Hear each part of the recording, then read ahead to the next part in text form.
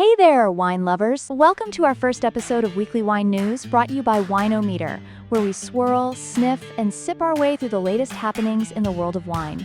I'm Amy. And I'm Chris.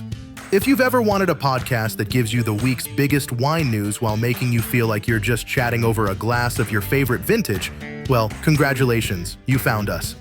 This week, we've got a wild mix of stories.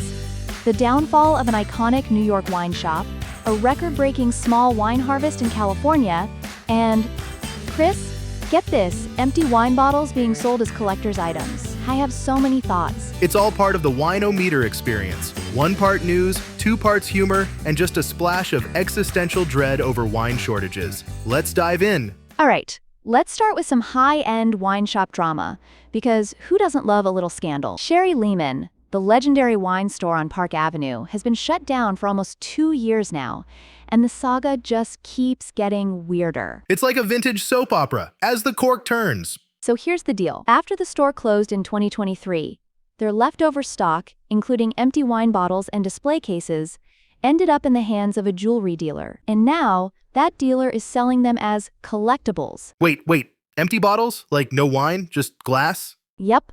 Some are priced at hundreds of dollars. That's like going to a fancy restaurant and paying for a plate the chef already ate off of. Oh, you can still smell the truffle oil. I mean, I get it to some degree. Sherry-Lehmann was an institution. But would you pay big bucks for a bottle you can't even drink? Nope. I'd rather put that money toward actual wine. Though I will say, if anyone wants to buy an empty bottle of Chris's limited edition Sauvignon Blanc, I will happily drink the wine myself and sell you the bottle for a small fee. Well, aren't you the true businessman? But yeah, it's wild. The jewelry dealer behind this, who, by the way, has some interesting history of their own, acquired the stock from Sherry-Lehmann's former landlord. So now the whole thing is turning into an auction of wine memorabilia. And somewhere out there, a collector is thinking, finally, the empty bottle I always wanted. I just wish I had the kind of disposable income where an empty bottle seemed like a good investment. All right, let's swirl into our next story. And Amy, brace yourself. This one hurts. The 2024 California wine harvest was the smallest in 2 decades. Ugh, tell me everything. But slowly, so I can process the grief. The total grape yield was 2.8 million tons, which sounds like a lot, but it's actually a 23% drop from last year. It's like going to refill your wine glass and realizing there's only half a sip left. That's devastating.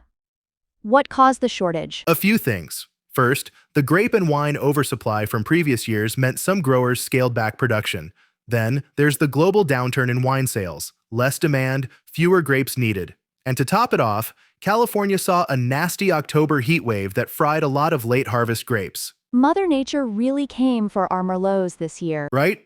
And let's not forget vineyard labor shortages and rising costs also played a role. So, winemakers had to make some tough calls. I mean, we joke, but this actually affects wine prices down the line, right? Yep. Less supply, potentially higher prices. So, if you've got a favorite California wine, maybe stock up now before the 2024 vintage hits the shelves at a premium. Wine hoarding? Now that's a great idea. Now let's talk about something fascinating. The changing geography of winemaking thanks to climate change. Chris, did you know Denmark is now making quality wine? I did not. I thought Denmark's main exports were Legos and existential dread. Well, add Pinot Noir to that list. As traditional regions like Bordeaux and Napa get hotter, cooler areas like England, Sweden, and Denmark are starting to produce top-tier wines. This is blowing my mind. So you're telling me in 50 years we might be raving about the 2017 Copenhagen Grand Reserve? Absolutely. And let's be honest, it makes sense. Warmer climates ripen grapes faster, leading to higher sugar content, which means higher alcohol wines. Some classic regions are struggling to maintain their signature flavors. So in 2075, I'll be sitting on my porch drinking a fine Danish Syrah, reminiscing about when Napa was still relevant. And I'll be right there with you, probably still complaining about wine prices. Chris, have you ever wanted to create your own wine but felt overwhelmed by the commitment? Absolutely. The idea of managing an entire barrel sounds exciting, but also a bit daunting. Well, the Wine Foundry has introduced a solution.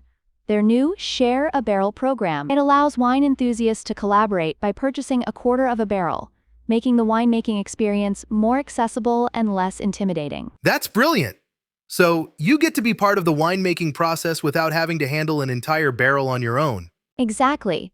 Participants can choose their grape varietals, work with professional winemakers throughout the process, and even customize their own labels. It's a hands-on experience that brings people together over a shared passion for wine. I can already see it.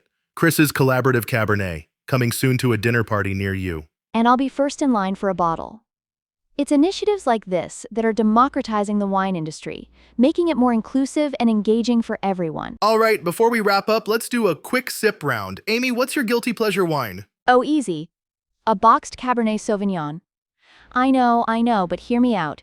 It lasts longer and you never have to worry about finishing the bottle. Bold choice. Mine's a cheap sparkling rosé, the kind that tastes like liquid candy but makes me feel fancy. So, that's it for this week's episode of Wine-O-Meter, weekly wine news. If you loved today's chat, subscribe, share, and most importantly, treat yourself to a good glass of wine tonight. And if you have a wine question or a bizarre story to share, DM us on Instagram, 80wine.o-meter. We might feature it in an upcoming episode. Until next time, keep your glasses full and your wine not from an empty collector's bottle. Cheers, everyone! What if I knew a way for you to work remotely on a beach in Thailand, a rooftop in Barcelona, or a cafe in Paris? Visit digitalnomadbootcamp.school to learn how to land remote jobs, qualify in another country as a digital nomad, and use AI to work less while earning more. This streamlined course is perfect for content creators, entrepreneurs, and freelancers. Remote work and financial freedom is one click away. Visit digitalnomadbootcamp.school to enroll today.